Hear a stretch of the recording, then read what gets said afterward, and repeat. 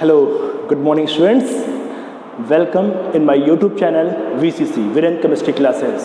Myself Saurabh Rai from Subra Singh Chunnar Academy. Class 9th students, कैसे हैं आप लोग? प्यारे बच्चों, उम्मीद करता हूं कि आप लोग अच्छे होंगे। अपना ख्याल रखिए, घर पे रहिए, सुरक्षित रहिए। और दिमाग में ये भी आ रहा होगा कि सर कितना घर पे रहें, थक गए हम लोग घर पे रहते रहते। तो बेटा उम्मीद रखिए सब कुछ बहुत जल्दी अच्छा हो जाएगा, ऐसी आशा करते हैं। भगवान से आप प्रे करिए, अपने गॉड से प्रे करिए कि भगवान जल्दी से सब कुछ अच्छा कर दीजिए और फिर से हम वो स्कूल चलें। क्यों? क्योंकि ये जो स्कूल लाइफ होती है ये बेस्ट लाइफ होती है आपके पूरे के पूरे कैरियर की। पूरे के पूरे लाइफ में जो स्कूल लाइफ है, जो पार्ट स्कूल का है, वो सबसे बेस्ट पार्ट होता है। क्यों? क्योंकि स्कूल लाइफ के बाद आपके ऊपर रिस्पॉन्सिबिलिटीज़ होगी, बहुत सी चीज़ें ऐसी होंगी जो आप चाहते हुए भी नहीं कर पाएंगे। तो इसलिए भगवान से अपने प्रार्थना करिए कि हमारा स्कूल जल्दी से खुल जाए। ठीक है क्लास 9th स्टूडेंट्स, हम लोग तीसरा चैप्टर पढ़ रहे हैं, atoms and molecules. And last lecture we had discuss the atomic mass. Atomic mass that compare with carbon 12 isotope. Okay और उस कार्बन 12 आइसोटोप्स के साथ कंपैरिजन करके मैंने आपको 20 एटम का एटॉमिक मास और एटॉमिक नंबर दोनों आपको मैंने बता दिया था। वो टेबल आपको लर्न करनी है किसी भी हाल में। अगर वो टेबल आप नहीं लर्न करते हो तो आपको एटॉमिक मास लर्न नहीं होगा, आगे के जो प्रोसेस है वो आप नहीं कर पाएंगे। Student, today topic is molecular mass. Molecular मास, मैंने बोला था आपको कि जो एटॉमिक मास होता है वो किसका होता है? जो एटॉमिक मास होता है बेटा वो होता है एटम का, और जो मॉलिक्यूलर मास होता है, मॉलिक्यूलर मास ये जो होता है दैट इज ऑफ मॉलिक्यूल। और लास्ट से लास्ट लेक्चर में मैंने बता दिया है आपको कि what is the atom, what is the element, what is the molecule. और molecule two type, one is molecule of element and another is molecule of compound. Clear? अब अगर आपको मॉलिक्यूल ऑफ एलिमेंट या मॉलिक्यूल ऑफ कंपाउंड बनाना नहीं आता है तो आप कैसे उसका मॉलिक्यूलर मास निकालेंगे? मॉलिक्यूलर मास निकालने का जो तरीका है वो बहुत आसान है। मैंने कह दिया कि ये कोई H2O का मॉलिक्यूल है, ठीक है। इसमें H कितने हैं? 2 हैं। O कितने हैं? 1 है। Atomic mass of 1 hydrogen is 1, so multiply by 2, plus atomic mass of 1 oxygen is 16, multiply by 1, so 2 plus 16, your answer is 18. But if the question lies what is the molecular mass of calcium carbonate? किसका? Calcium carbonate.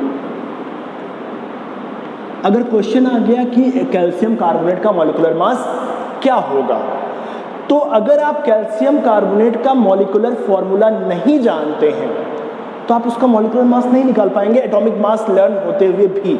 इसलिए आपको सबसे ज़्यादा ज़रूरी है कि आपको किसी भी कंपाउंड का मॉलिक्यूलर फॉर्मूला या तो लर्न होना चाहिए या तो आपको बनाना आना चाहिए, आप उसको मेक कर सकें। ठीक है, अब मॉलिक्यूलर फॉर्मूला मेकिंग के लिए आपको सबसे ज्यादा जरूरत पड़ती है वैलेंसी की। और वैलेंसी कहां से आती है? वैलेंसी आती है इलेक्ट्रॉनिक कॉन्फ़िगरेशन से। जब तक आपको इलेक्ट्रॉनिक कॉन्फ़िगरेशन नहीं पता होगा आप वैलेंसी नहीं बता सकते। ठीक है, वैलेंसी नहीं पता होगा तो आप किसी भी कंपाउंड का 2 एलिमेंट को कंबाइन करके फॉर्मूला नहीं बना सकते हैं मॉलिक्यूलर, और मॉलिक्यूलर फॉर्मूला नहीं बना सकते हैं तो आप उस कंपाउंड का मॉलिक्यूलर फार्मूला लिख नहीं पाएंगे, और मॉलिक्यूलर फार्मूला नहीं लिख पाएंगे तो आप उसका मॉलिक्यूलर मास नहीं निकाल पाएंगे। तो बच्चों अब आप समझ गए होंगे कि मैं आपको क्या पढ़ाऊंगा। पहले मैं पढ़ाऊंगा आपको इलेक्ट्रॉनिक कॉन्फ़िगरेशन। आप अपने फर्स्ट लेक्चर में देख लीजिएगा, मैंने ये बोला था कि फोर्थ चैप्टर में जो बोरबरी का एटॉमिक मॉडल है उसको मैं डिस्कस करूंगा थर्ड चैप्टर में। उसके पीछे रीजन क्या है, ये रीजन आपको बता दिया मैंने, ठीक है। चलिए come to the point. So our today topic is electronic configuration of the element, that is not molecular mass. Molecular mass हमारा नहीं होगा, उसको हम इलेक्ट्रॉनिक कॉन्फ़िगरेशन का टॉपिक पूरा पढ़ के वैलेंसी निकाल के मॉलिक्यूलर फॉर्मूला बनाना सीख जाएंगे, उसके बाद हम मॉलिक्यूलर मास निकालेंगे, ठीक है। तो हम इसको कह सकते हैं दैट इज बोरबरी मॉडल, ठीक है। किसका? इलेक्ट्रॉनिक कॉन्फ़िगरेशन का। इलेक्ट्रॉनिक कॉन्फ़िगरेशन, पहली बात ये कि what is the electronic configuration. Bohr Bury जो थे वो दो साइंटिस्ट थे। बोरबरी ने एक एटॉमिक मॉडल दिया, वो पढ़ेंगे आप सबका मॉडल, थॉमसन का मॉडल और सबका मॉडल आप पढ़ेंगे जब आप structure of atom next chapter पढ़ेंगे, ठीक है। तो थोड़ा सा एडवांस में पहले बता रहा हूं, सिंपल वे में समझिएगा। जब तक एटम का डिवीजन नहीं हुआ था, एटम इनडिविजिबल था, तब तक तो कोई बात नहीं थी। जब एटम डिवाइड हो गया किसमें? इलेक्ट्रॉन, प्रोटॉन, न्यूट्रॉन में, तो बोरबरी ने एक मॉडल दिया और बोरबरी ने बताया कि जो एटम होता है उसमें एक न्यूक्लियस होता है और उस न्यूक्लियस के चारों तरफ एक सर्कुलर सेल होती है, ये सेल, जहां पे कौन रहता है? इलेक्ट्रॉन रहता है। और इस सेल को उन्होंने नाम दिया KLMN।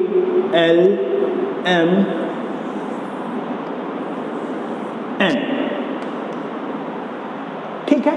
जो फर्स्ट सेल थी, फर्स्ट सेल को नाम दिया K, सेकेंड सेल को नाम दिया L, थर्ड सेल को नाम दिया M, फोर्थ सेल को नाम दिया N, ठीक है। और he told them electron and proton and neutron are situated in the nucleus।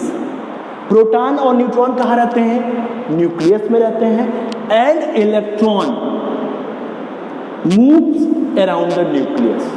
Electron nucleus के चारों तरफ मूव करता है, ऐसा उन्होंने बताया।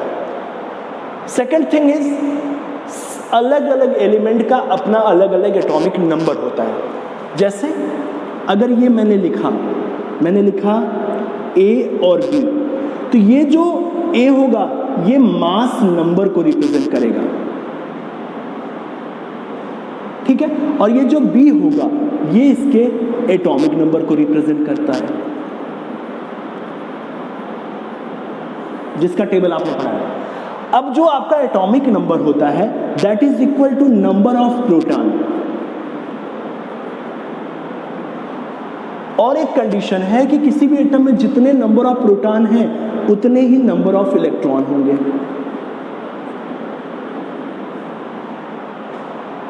And the mass number is the addition of proton plus neutron. ये सब चीजें आप आगे पढ़ेंगे, ये हमारा फोकस नहीं।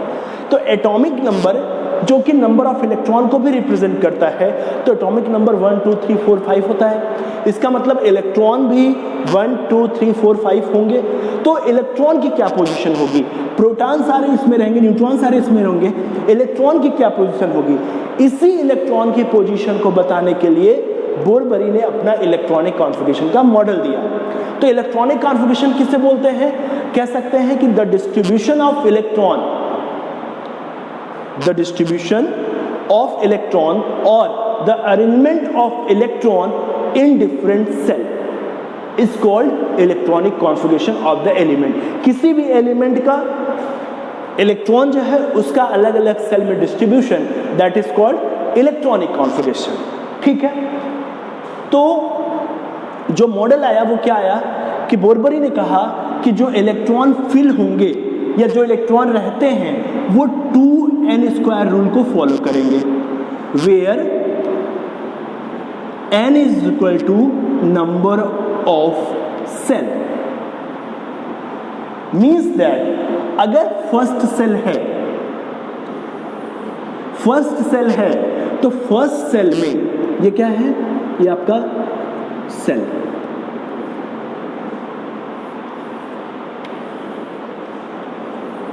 जो आपकी फर्स्ट सेल है, तो फर्स्ट सेल में जब आप 2n² के हिसाब से वैल्यू रखेंगे तो 2 मल्टीप्लाई बाई 1 का square, it means that 2। First shell में कितने इलेक्ट्रॉन होंगे, 2 इलेक्ट्रॉन होंगे। क्लियर। सेकेंड सेल यही 2n² आप फॉलो करेंगे तो 2 का स्क्वायर क्यों, n is equal to number of shell, तो दैट इज 8 इलेक्ट्रॉन। ठीक है। Third shell 2n² rule follow करिए, दैट इज 2 3 स्क्वायर, क्यों, n इज इक्वल टू 3 है, थर्ड सेल है, तो that is 18। Okay. And fourth shell 2n², 2 4 का square and that is 32। उन्होंने कहा कि फर्स्ट सेल में मैक्सिमम 2 इलेक्ट्रॉन रहते हैं, सेकेंड सेल में मैक्सिमम 8 इलेक्ट्रॉन रह सकते हैं, और थर्ड सेल में मैक्सिमम 18 और फोर्थ सेल में मैक्सिमम 32 इलेक्ट्रॉन रहते हैं। That is called distribution of electron in different shell and it is also called in short form electronic configuration of the element. तो क्या आपको निकल के आया, दैट इज, अब इसको जरा थोड़ा सा शॉर्ट फॉर्म में लिखें,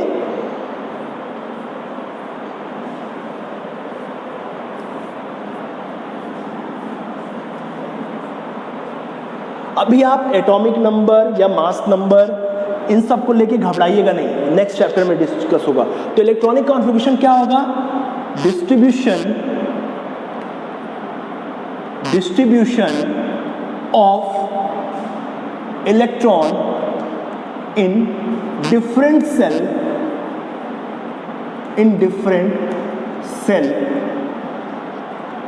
is called electronic configuration. Clear. चलिए अब हम सेल बनाते हैं। नंबर ऑफ सेल पहले रखिए, नंबर ऑफ सेल, उसके बाद सेल का सिंबल, ठीक है। एक टेबल बनाते हैं आपको और समझाते हैं कि इलेक्ट्रॉनिक कॉन्फ़िगरेशन आप कैसे करें।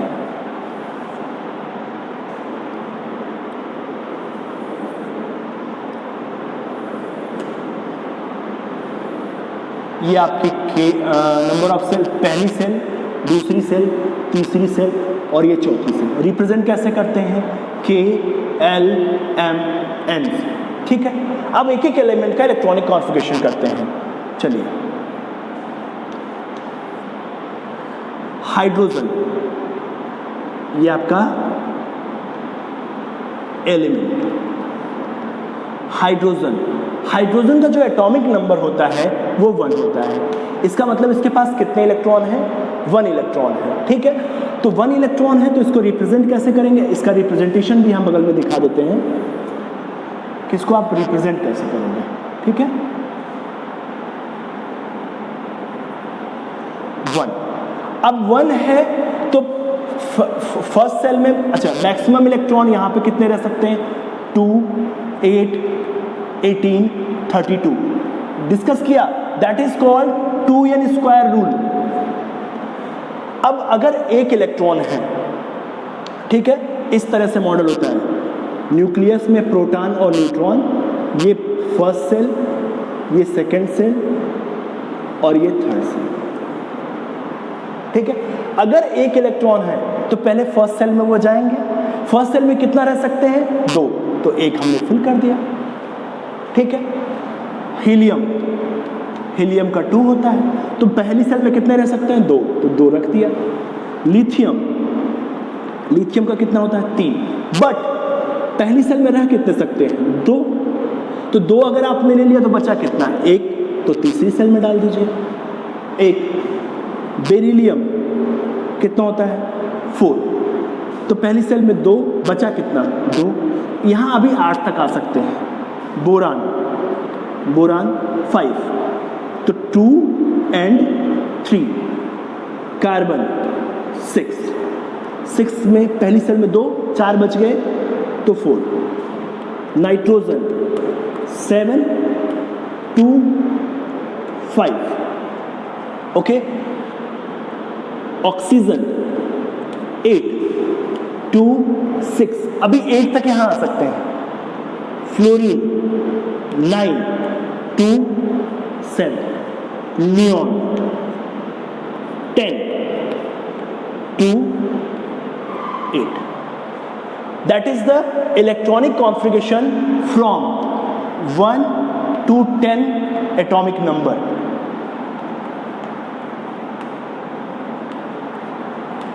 इसको आप नोट करेंगे, ठीक है। चलिए, अब जब ये सेल प्रेजेंट ही नहीं है, इस सेल में इलेक्ट्रॉन नहीं है, तो इसकी कोई जरूरत नहीं है। अब 11 to 20 देख लेते हैं। ये आपका हो गया एलिमेंट,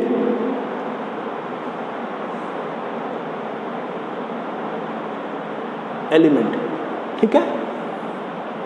दैट इज 1, 2, 3, 4, ओके। ये कौन सी सेल है K, L, M, N। चलिए, 10 के बाद 11 सोडियम, हाउ मच 11, तो 11 में 2 और 10 का ये हो गया 2, 8। अब दूसरी सेल में 8 से ज्यादा इलेक्ट्रॉन नहीं हो सकते, नहीं हो सकते ना। तो जब 8 से ज्यादा नहीं हो सकते तो 2, 8, 10, कितना बचा 1, तो ये चला जाएगा तीसरी सेल में। मैग्नीशियम 12, 2, 8, 2। एल्यूमिनियम 13, 2, 8, 3। सिलिकॉन 14, 2, 8, 4। कोई प्रॉब्लम नहीं होनी चाहिए, एकदम सिंपल वे में करते चले आ रहे हैं। जैसे मान लीजिए आपके घर पे मेहमान आ गए, ठीक है, आपके पास एक मेहमान आया, आपने एक कमरे में बिठा दिया, और उस कमरे की लिमिट है कि 2 मेहमान से ज्यादा नहीं बैठेंगे। दूसरा आया, दूसरा भी उसमें बैठा दिया, लेकिन तीसरा आएगा तो उस रूम से हटकर दूसरे रूम में बैठाएंगे। उस रूम में कितने आ सकते हैं 8, तो इसका मतलब बाकी जो 7 आएंगे सब आप उसी में बैठाते चले जाएंगे। फिर उस रूम की लिमिट है, क्यों? क्योंकि उसमें 8 बेड से ज्यादा नहीं है। तो उसी तरह से हम यहाँ फिल कर रहे हैं। सिलिकॉन के बाद फास्फोरस 15, 2, 8, 5, ये सब ऐड करेंगे तो 15 आएगा। फास्फोरस के बाद सल्फर 16, 2, 8, 6। सल्फर के बाद क्लोरीन 17, 2, 8, 7। क्लोरीन के बाद आर्गन 18, 2, 8, 8, ठीक है। आर्गन के बाद पोटेशियम, पोटेशियम का 19, 2, 8, 9। क्यों? क्योंकि इसमें 18 आ सकते हैं, लेकिन नहीं। क्यों भाई? That is the beyond the rule. Rule में एक पॉइंट मैंने लेफ्ट किया, ये किया, no more than 8 electron can fill in the shell until the external cell not filled by 2 electron. मतलब क्या है इसका? कि जब तक दूसरी सेल तक कोई रूल नहीं है। क्यों? क्योंकि 8 से ज्यादा आ ही नहीं सकते। बात है 8 से ज्यादा आने की, तो तीसरी सेल पे ये रूल अप्लाई होगा। 8 से ज्यादा इलेक्ट्रॉन आप तब तक तीसरी, चौथी, पांचवी सेल में नहीं रख सकते हैं जब तक कि उसके आगे वाली सेल में 2 इलेक्ट्रॉन न भर जाएं। बात समझने की कोशिश करिएगा।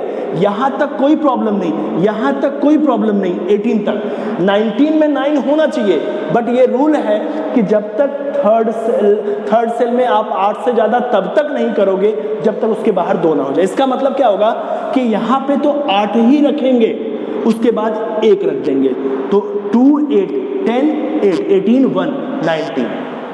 इसके बाद कैल्शियम, कैल्शियम के साथ भी सेम कंडीशन 2 8 8 2।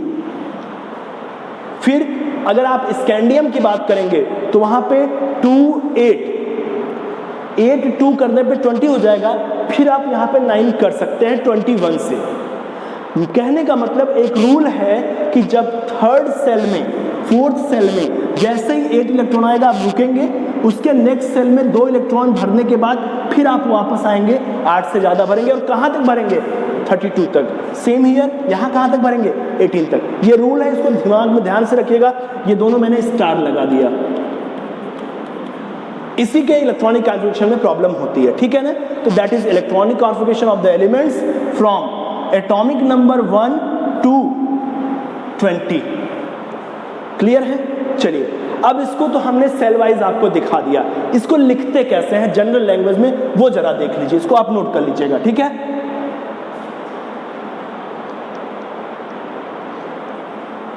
अब इसका लिखने का तरीका मैं आपको बताता हूं कि जनरली इसको लिखते कैसे हैं। सारा कुछ डिस्ट्रीब्यूट वो कर दें,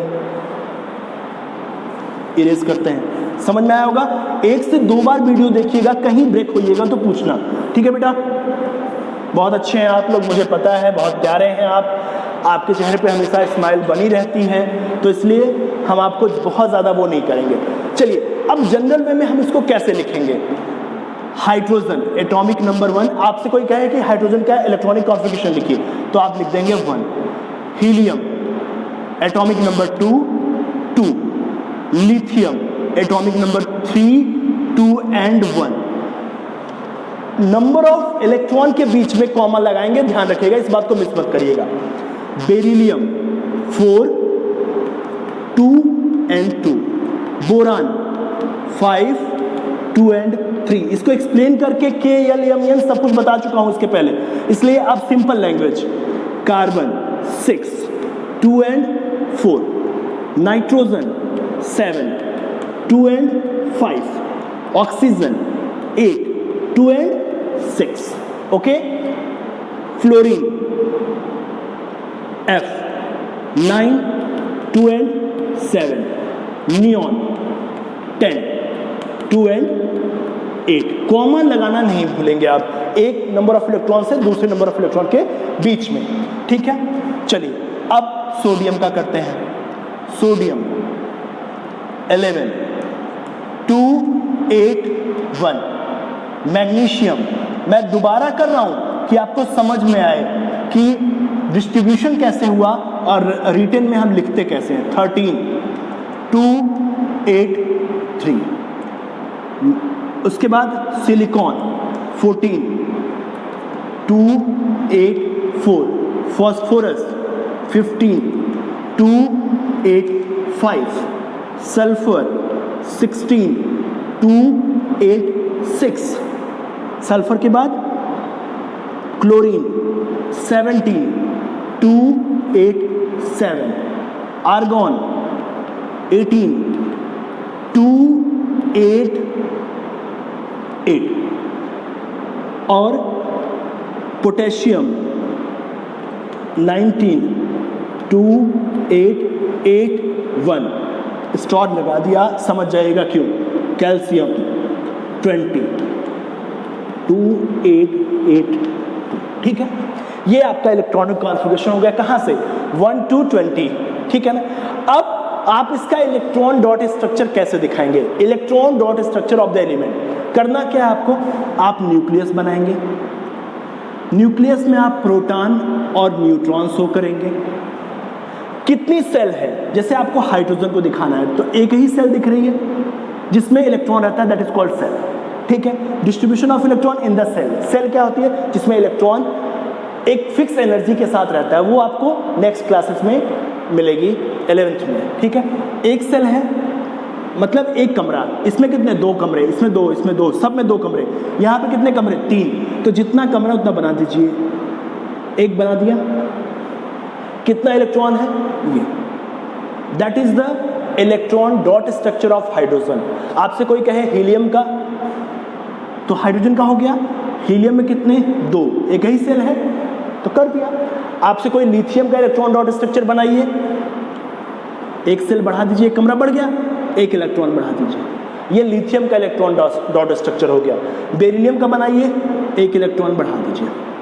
बोरान का बनाइए, एक और बढ़ा दीजिए, इलेक्ट्रॉन डॉट स्ट्रक्चर।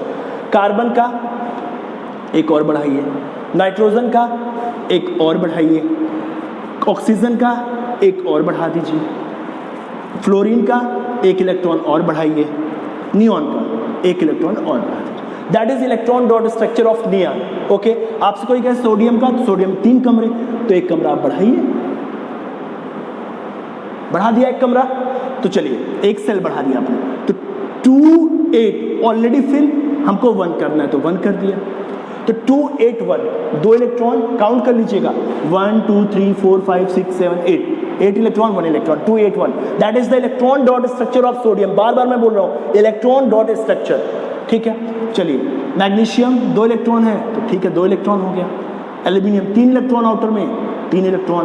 सिलिकॉन 4, तो 4, this is the electron dot structure of silicon. Phosphorus 5, 5, sulphur 6, 6, chlorine 7, 7, argon 8, 8, potassium एक कमरा और बढ़ गया, पोटेशियम का इलेक्ट्रॉन डॉट स्ट्रक्चर 2, 8, 8, 2, 8, 8, 1, और कैल्शियम का। This is the way to represent the electron dot structure from 1 to 20। Okay, अब एक चीज आपको हम बता दें कि किसी भी एलिमेंट की जो आउटर मोस्ट सेल होती है, जैसे हाइड्रोजन है तो इसका प्रोटॉन और न्यूट्रॉन एक सेल है, तो ये इसकी आउटर मोस्ट सेल बोली जाएगी, outermost shell. Last shell in which electron exist, last shell जो जिसमें इलेक्ट्रॉन रहता है वो उसकी आउटर मोस्ट सेल बोली जाती है, that is also called valence shell. जैसे सोडियम का बनाना है आपको, तो nucleus, first shell, second shell, third shell, एक इलेक्ट्रॉन है ये। This shell is called outermost shell, outermost shell, and it is also called valence shell, and the electron which exists in the valence cell is called valence electron, and the number of electron which exists in the valence cell, that is called valency. Clear my students? मैंने क्या बोला, किसी भी element की जो last electron जिस cell में रहता है, that is called outermost shell, it is also called valence shell, and that is valence electron, and the number of electron which exist in the valence shell is called valency. But here is the some rule.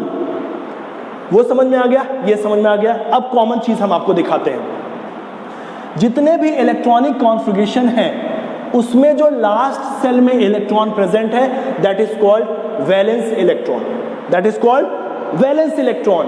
1 is valence electron, 2 is valence electron, valence valence valence valence valence valence valence valence, ये सब valence electron है।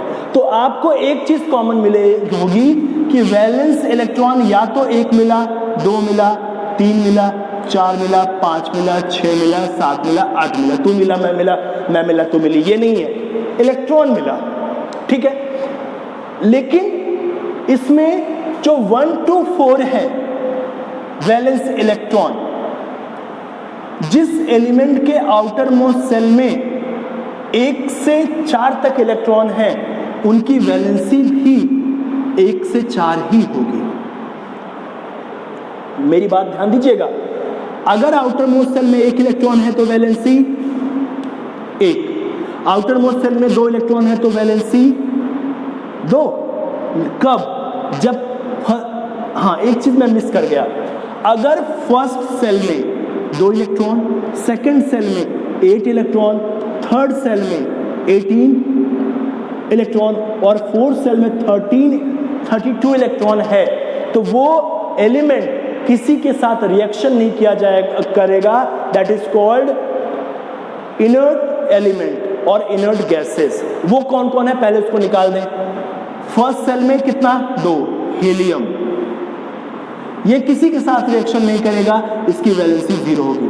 First shell में first cell और first cell ही outer most shell, तब ऐसा होगा। अब first cell सब में 2 है तो सब ऐसा नहीं होगा, ये इसलिए होगा क्योंकि ये इसका आउटर मोस्ट है। अब यहाँ किसी में आपको सेकंड सेल में 8 मिल रहा है, ये देखिए 8 मिला, इसका मतलब ये इसकी भी वैलेंसी क्या होगी? 0, ठीक। और कहीं थर्ड सेल में अगर आपको 8 मिल गया, थर्ड सेल में 18 और 8 इलेक्ट्रॉन, तो भी उसकी वैलेंसी क्या होगी? 0, ठीक है। तो 3 एलिमेंट हैं जिसकी वैलेंसी क्या है? 0। उसके बाद लिथियम, आउटर मोस्ट सेल में कितना इलेक्ट्रॉन? 1, लेकिन कौन सी सेल है? सेकंड सेल, सेकंड में तो 8 स्टेबल होता है, तो ये इसकी वैलेंसी होगी 1। बेरिलियम का 2 है तो इसकी वैलेंसी 2 होगी। बोरान का 3 है तो इसकी वैलेंसी 3 होगी। कार्बन का 4 है तो इसकी वैलेंसी 4 होगी। बट नाइट्रोजन का 5 है, 6 है, 7 है, 8, तो ये इसका तो देखना नहीं है। तो जब 1, 2, 3, 4 है तो वही उसकी वैलेंसी होगी आउटर मोस्ट सेल में। लेकिन अगर आपके पास 5, 6, 7 है, 8 की तो वैलेंसी 0 होगी, ठीक है। अगर आपके पास 5, 6, 7 है तो वैलेंसी आप हमेशा 8 में से माइनस करके लिखेंगे। 5 है तो वैलेंसी 3, 6 है तो वैलेंसी 2 और 7 है तो वैलेंसी 1। क्यों ऐसा होगा? देखिए बेटा, अगर नंबर ऑफ इलेक्ट्रॉन 1 है तो ऑक्टेट कंप्लीट करने के लिए इनको 7 इलेक्ट्रॉन चाहिए, तभी तो 8 इलेक्ट्रॉन होगा। और 7 इलेक्ट्रॉन या तो ये किसी से ले ले या तो एक किसी को दे दे, तो आसान काम होता है। इजी वे में कम एनर्जी में 1 इलेक्ट्रॉन चला जाता है, तो इसलिए ये 1 इलेक्ट्रॉन डोनेट करता है। During the combination the number of electron donate और accept, that is called valency. वही केस यहाँ होता है, इसको 7 चाहिए, 1 डोनेट करना है, तो ये 1 डोनेट करना प्रेफर करता है।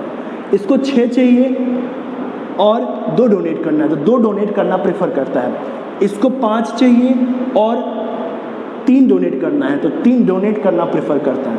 इसको 4 चाहिए और 4 चाहिए, वो करिए।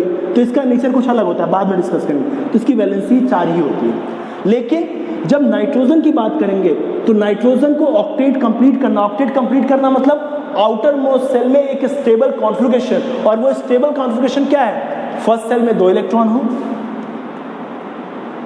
सेकंड सेल में 8 इलेक्ट्रॉन हो, थर्ड सेल में 18 या 8 इलेक्ट्रॉन हो।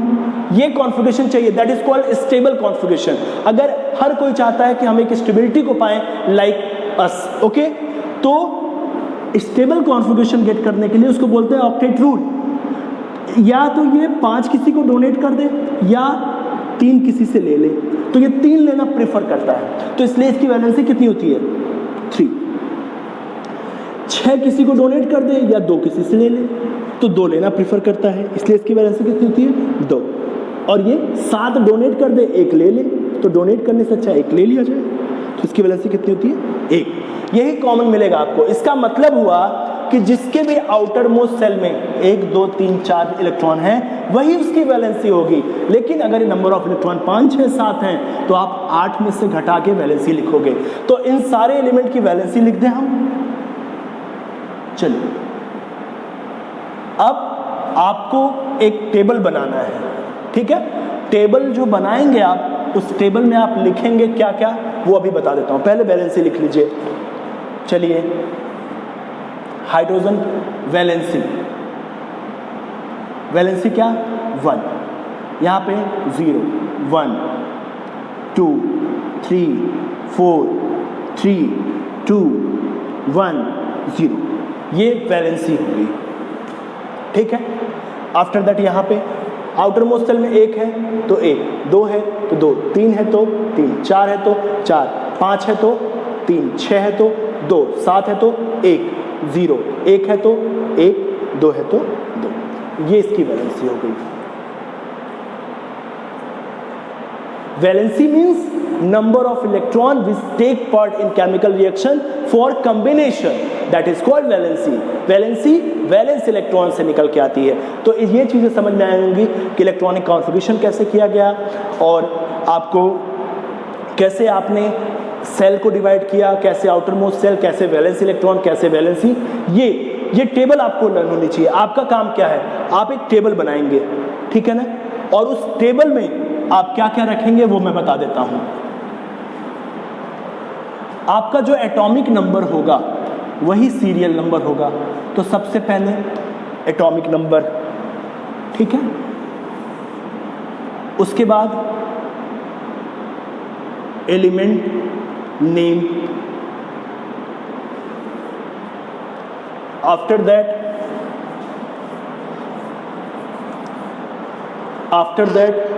सिंबल, उसके बाद atomic mass, after that electronic configuration,